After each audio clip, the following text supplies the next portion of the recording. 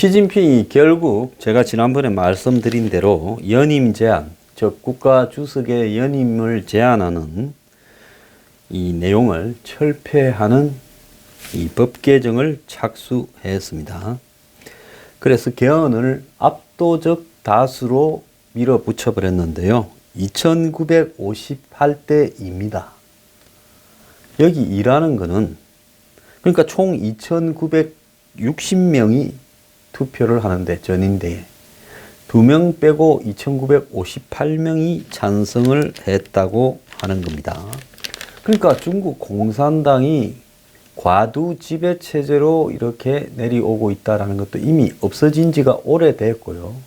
공청당이니 상하이 방이니 이런 것도 다 없어져 버렸다라고 봐야 되는 겁니다. 그래서 덩소평 이래 36년간의 집단 지도 체제가 다시 모택동 시대로 회귀해서 1인 독재 시대로 가버렸습니다. 자, 시진핑 이 사람 전에부터 상당히 이 독재 지향적이다 했는데 결국 시진핑이 지난 한 6년간 벌여온 부패척결이라고 하는 부분이 독재를 하기 위해서 정적을 제거하는 목적으로 이루어졌다. 이렇게 봐야 되는 겁니다. 자, 찬성률이 99.79%로 이렇게 통과시켰는데요. 일반 대중의 여론에는 개헌 반대 여론이 비등했는데 실제 표결 결과 개헌이 거의 없었습니다. 중국은 국민투표 없이요. 전국인민대표자회의에서 그냥 표결로 개헌이 되어버립니다. 3분의 2만 찬성을 하면요. 그래서 이제 시진핑 천하로 되어버렸고 시황제가 등장을 했습니다. 진나라의 시황제 해서 진시황제라고 했는데 시진핑이 이제 시황제가 되어버렸습니다. 불과 48분 만에 이렇게 이 개헌안이 통과되었다고 발표가 나왔어요. 2960명이 투표하는데 48분 만에 끝났습니다. 자, 시진핑은 활짝 웃으면서 박수를 쳤는데 요즘 힘이 빠져가는 리크창 총리는 내내 굳은 표정이었다라고 이야기를 합니다. 기표가 시작된 지 32분 만에 개표가 시작된 지로는 12분 만에 일사천리로 이렇게 발표가 나왔다는 겁니다. 중국의 모택동의 독재와 그로 인한 수많은 피, 정말 수백만 명이 죽었지요. 그걸 겪으면서 문화대혁명 같은 사태가 재발되지 않기 위해서 국가주석, 부주석의 이연임 초과 금지라는 조항이 만들어져서 권력을 서로 나누어 맡아서 견제와 균형을 하고 임기를 정해서 독재하지 말라는 덩소평의 현실적 유훈이 사라지는 데는 순식간에 끝나버린 겁니다. 그래서 시진핑은 그 순간부터 곧바로 이제는 임기가 없는 독재자가 되어버렸고, 자, 거의 100% 완벽하게 찬성이 나오는 게 두려워서 99.8%가 나오도록 0.2%의 반대나 기권이 나오도록 끼워 넣었다라는 이야기가 나오고 있습니다. 그래서 기표도 별도의 비밀 기표가 아니고 안전 자리에서 A4 용지 크기의 분홍색 투표 용지에 찬성 반대 기권 중 한 곳에 전용펜으로 색칠을 했고 시진핑이 찬성에 표시하는 모습도 TV에 나왔다고 합니다. 자, 이를 붉은색의 전자투표함에 넣어서 투표 용지를 인식하게 해서 곧바로 그냥 개표 결과가 나오도록 지금 한 거지요. 방식은 무기명 기표 전자투표 방식이었지만은 옆에 쭉 앉은 자리에서 A4 용지 크기에 이만한 크기에 이런 투표를 용지에 한다라는 것은 누가 봐도 공개 투표를 시킨 것이죠. 회의 시작 20분 전부터 안내 방송을 통해 투표 용지를 접지 말고 훼손하지 말고 젖게 하지 마라 이러면서 투표 용지를 면이 보이도록 똑바로 세워 투표함에 넣어라. 아니 이만한 크기를 이렇게 찬성 반대 이렇게 세 개가 있는데 이렇게 접지도 않고 요렇게 해갖고 넣어라. 이거는 뭔 말이겠어요? 니 뭐 표 했는지 우리가 CCTV로나 다 보고 있으니 반대를 하면 너 죽었다 이런 이야기겠죠. 그래서 결과적으로 대다수가 투표 용지를 보이도록 손에 든 채 이렇게 들고 투표함에 내려가서 넣었다는 겁니다. 줄을 서서. 당 상무위원 7명도 마찬가지고 정치국 위원 25명도 마찬가지고 중앙위원 200여 명도 마찬가지로 이 짓거리를 했다는 겁니다. 투표 용지를 받는 것도 투표도 서열 순서로 했다는 걸 계급에 따라. 그래서 시진핑이 제일 먼저 지가 찬성한 거를 보이면서 이렇게 넣었고 그 다음에 큰 박수가 터지고 6명 상무위원이 했고 그 다음에 7명 상무위원에 들어가지 않지만 시진핑을 대리해서 나이가 많아서 이미 물러났지만 상무위원회에서 숙청을 반부패 숙청을 자행했던 왕지산 전 공산당 규율위원회 검사위원회 서기가 투표를 했습니다. 중국 측은 애초에 표결권을 존중해달라며 기표하는 장면을 비공개로 하려 했는데 기자들이 퇴장하는 동안에 기표가 끝나버리면서 사실상 기자 앞에서 투표를 했지요. 자, 그래서 시진핑은 이제는 지 마음 먹고 하고 싶은 때까지 이제 독재를 해먹을 수 있게 되었습니다. 모택동에 비서를 지낸 전 이 중국 공산당 간부는 홍콩 민보의 개헌에 대해 종신제를 하려는 것이다. 중국 문화는 개인 숭배가 쉽게 나타날 수 있다.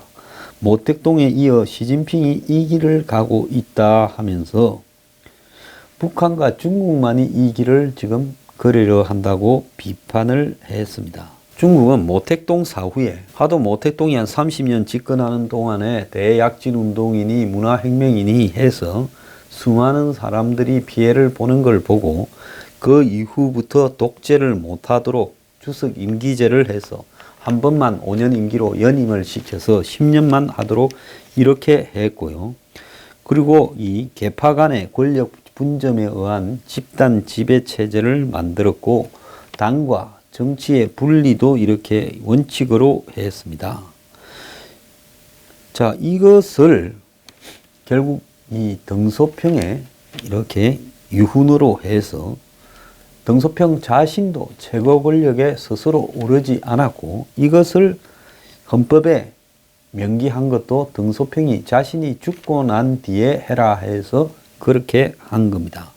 근데 시진핑이 이번에 그걸 전부 다 뒤집어 엎어버리면서 단지 무한 임기뿐만 아니라 시진핑 신시대 사상이라고 해서 모택동 사상처럼 자신의 사상을 중국의 한마디로 헌법에 명시를 한 겁니다.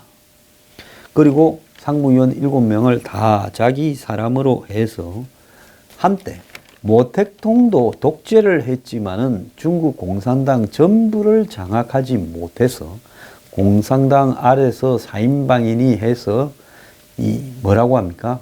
파벌 싸움이 매우 심각하게 나타났고 그 중에 이모는 모택동과 싸우다가 도망을 가다가 비행기가 떨어져서 죽기도 했죠. 60년대에요. 그런데 지금 시진핑은 그때 모택동보다도 더 무서운 권력을 지금 장악했고 앞으로 이번 개헌에 새로운 초강력 사정기관, 한국 같으면 국정원, 검찰, 경찰을 다 합친 듯한 국가감찰위까지 만들어 놨습니다. 앞으로 여기서 누구 하나 덮쳐서 잡아가 버리면 누구든 견딜 수가 없는 거죠.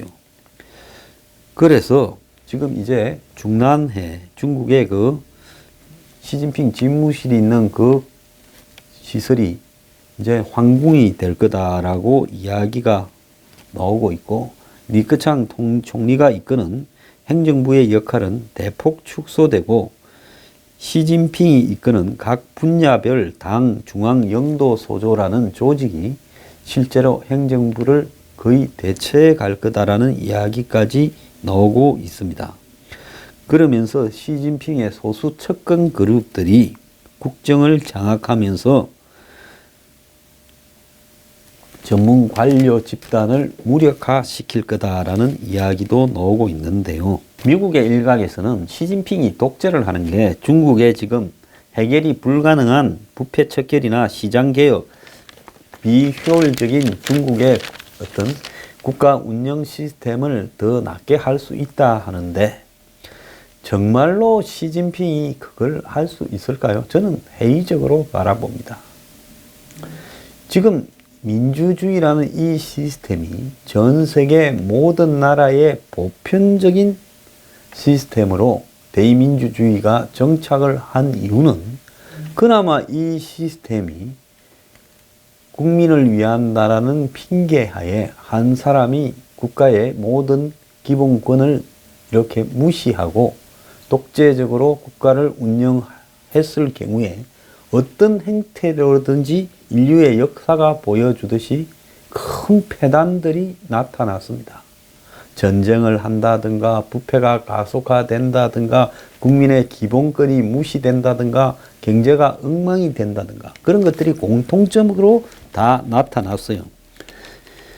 그래서 민주주의의 기본 원리인 견제와 균형이라는 부분이 상권 분립이니 이런 것이 사라지지 않고 존립되어 온 이유는 그것이 한 특정인의 전횡으로 흘러가서는 민주주의가 보장이 되지 않는다라는 경험에 의한 것입니다.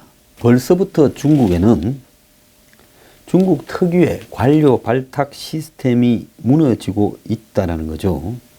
중국은 이 관료를 발탁할 때 오랫동안 경쟁을 시켜가지고 그 중에 탁월한 능력을 발휘한 사람을 위로 올리는 이 경쟁 시스템을 갖다가 도입하고 있는데, 지금 벌써 시진핑 주변 인사들, 예스맨들이, 소수 측근들이 이런 인사들을 이렇게 좌지우지하고 있고, 이들이 판단 착오를 저지르거나 부패할 경우에는 누구도 제동을 걸기가 어려운 상황이 방치될 거다라고 보고 있습니다. 그리고 이번에 이 시진핑의 이런 무소불위에 밀어붙이시기 개헌에 대해서 중국 국민들도 상당히 반대를 많이 하지요.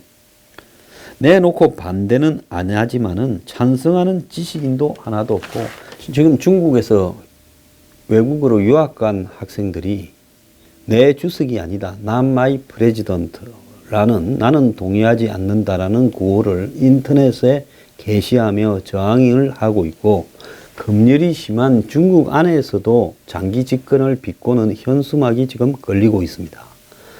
미국 캘리포니아주 UC 샌디에이고 교내 게시판에는 시진핑 얼굴 위에 내 대통령이 아니다라는 포스터가 붙었고, 지금 호주, 영국 등의 대학에서도 줄줄이 이런 포스터가 붙고 있습니다.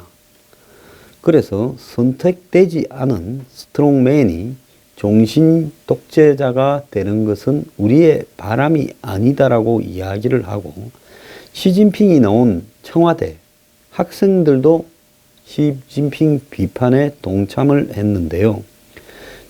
8일 세계 여성의 날을 기념해 학생들이 내건 현수막 중에 남자 친구의 임기도 제한이 없어져야 한다라고 하는 플래카드가 붙으면서 시진핑의 임기 연장 시도를 우회적으로 비판하는 문구가 등장을 했다고 합니다. 중국이 이런 독재로 가게 되면요, 한국은 어떻게 될 거냐? 한국은 매우 힘든 상황이 될 거라고 봅니다. 과거에 제가 2000년에 그 농림부 있을 때인데, 이때 중국이 이 중국산 마늘을 갖다가 완전히 싸게 한국으로 파니까 한국에 마늘이 안 팔렸습니다. 그래서 이 부분에 대해서 정부가 마늘에 대해서 관세를 올리니까 중국 정부가 핸드폰을 이렇게 중국에 못 팔도록 이렇게 작업을 했어요. 그래서 우리가 피해를 보고 결국 항복하다시피 했습니다. 자, 국가 간에 서로 이렇게 무역 보복이 돼도 기껏 3~4배로 해도 이건 너무 심하다고 욕을 듣는데, 중국의 마늘 1,000만 불 정도 되는 피해에 대해서 6억 7천만 달러의 한국 휴대폰에 대한 피해를 주었습니다. 67배의 보복을 해줬다는 거죠. 실제로는 100배가 넘을 거라고 예상이 되곤 했습니다. 자, 이번에 사드에 대해서도 중국은 아직까지도 지금 사드 경제 보복을 지속하고 있습니다. 이번 평창에 중국 관광객 거의 안 왔지요. 자, 결국 중국의 지금 이 정권이 그나마 견제와 균형을 가지고 정상적으로 자본주의 경제 시스템을 도입해가면서 민주주의적인 방향으로 갈 때는 주변국가 트러블이 없었습니다만은, 독재로 갈 때마다 중국은 영해를 두고 땅을 두고 주변국가 분쟁을 일으키고 또 무역 분쟁을 일으키고 정치적 압력을 넣고 심지어 아프리카까지 중남미까지도 개입을 하고 있습니다. 중국의 역사상을 보면요, 중국의 왕조가 한마디로 번성한 왕조가 될수록 당나라 때 태종이나 또 중국의 명나라 때 영락제나 항상 중국은 주변국들을 아주 압박을 했습니다. 이런 비합리와 불투명성, 이해관계에 따라서 폭력적인 패권을 드러내는 중국이 1인 독재 국가로 변하게 되고, 그 안에 이제 서로 견제라도 하면서 이렇게 전형을 하지 못하게 하던 이 견제 균형 시스템도 붕괴되어 버린 속에서 시진핑이 중국 공산당과 행정부와 군을 전부 다 장악해 버렸습니다. 임기 제한도 없습니다. 14억 지구상 최대 인구 국가가 이제는 독재화 되어 간다는 것은 이 서방이나 민주주의 국가에게는 엄청난 리스크가 되고, 특히 한국에는 엄청난 부담으로 작용할 수 있습니다. 시진핑 독재는 당연히 북한의 3대 세습 독재를 지지할 수밖에 없겠죠. 체제가 비슷하니까. 또 저거와 같이 명목상으로는 공산주의를 표방하는 유일한 체제를 국경을 같이 하고 있는데, 중국을 도와서 결국은 중국이 북한을 도와서 미국의 영향력을 한반도에서 축소시키려고 우리에게 앞으로는 온갖 종류의 통상, 무역, 경제, 문화, 관광 압력을 가할 거라는 것은 충분히 예상 가능한 겁니다. 이렇다 보니 파이낸셜 타임스의 한 칼럼니스트는 독재는 국가 전체를 한 사람의 변덕에 노출시킨다는 거죠. 즉 시진핑 마음에 따라서 이렇게 저렇게 마음대로 할 수 있는 겁니다. 그렇기 때문에 독재는 독재자 한 사람의 판단과 변덕이 시스템을 좌지우지한다는 거죠. 모택동의 이 오판과 변덕이 대약진 운동, 문화혁명 이런 걸 하면서 수백만 명을 죽였습니다.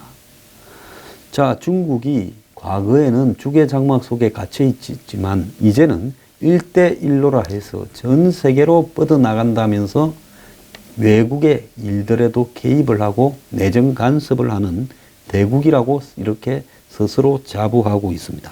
자, 독재는 항상 발전을 위해서 효율성을 증가시킨다는 목적 하에 등장을 하고, 그 속에서는 인권과 합리성 등을 무시하고 한마디로 배타적으로 진행되는 것이 독재의 기본적인 패턴입니다. 안 그런 독재가 없어요. 과거에 독일, 이탈리아, 일본도 그랬고요.